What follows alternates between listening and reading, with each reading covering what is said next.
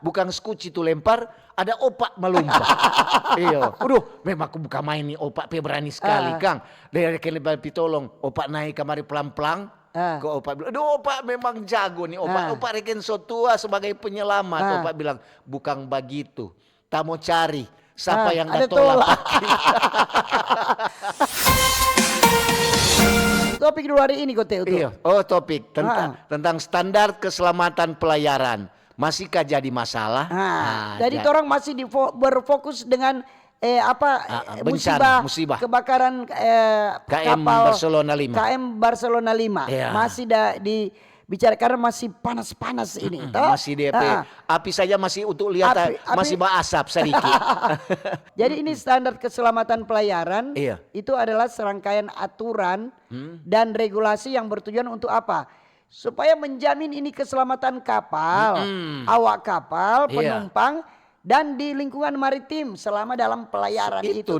Jadi tuh penumpang juga orang mesti DP mesti sama dang. Iya. Jangan tuh penumpang terlalu banyak, DP pelampung sedikit. Iya.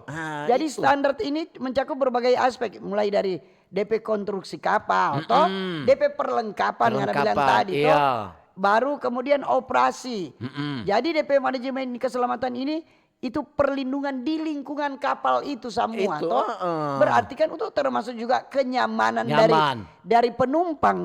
Dengan DP mesin kapal so mesti talk chair, so mesti DP ada apa baik-baik. DP mesin sebelum berangkat orang mesti periksa dulu. Orang itu begitu dan periksa Iya. Namanya musibah siapa mau tahu. Iya betul. Cuman itu tuh Anda bilang itu standar keselamatan di pelayaran dan juga kenyamanan penumpang. So beli tiket kok nyaman di dalam kapal.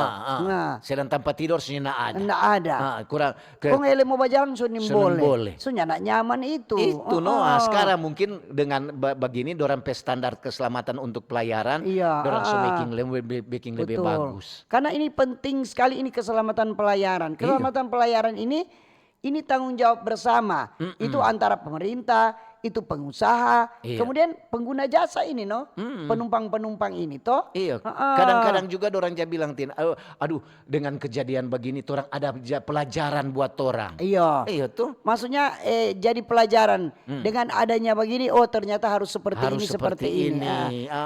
Kan ada tuh kalimat mengatakan tiap celaka ada gunanya. Itu. Kalau pelajaran matematika. Kalau orang sangir bilang ada gunane. Jadi pemerintah itu dia memiliki peran penting dalam menegakkan aturan keselamatan. Iya. Kemudian dia memberikan sanksi bagi pelanggaran. Mesti ada pelanggaran. Kalau nyenak kasih akan sanksi semua biasa dorang tin. Jadi ini operator kapal dan nakoda, dorang biasanya harus berani menunda pelayaran. Misalnya cuaca cuaca nyenak mungkin dan harus bertindak tegas jika terjadi masalah di tengah pelayaran. Jadi orang mesti tahu semua itu. Jadi ada pemadam kebakaran juga. Yang itu melawan ancam api di laut.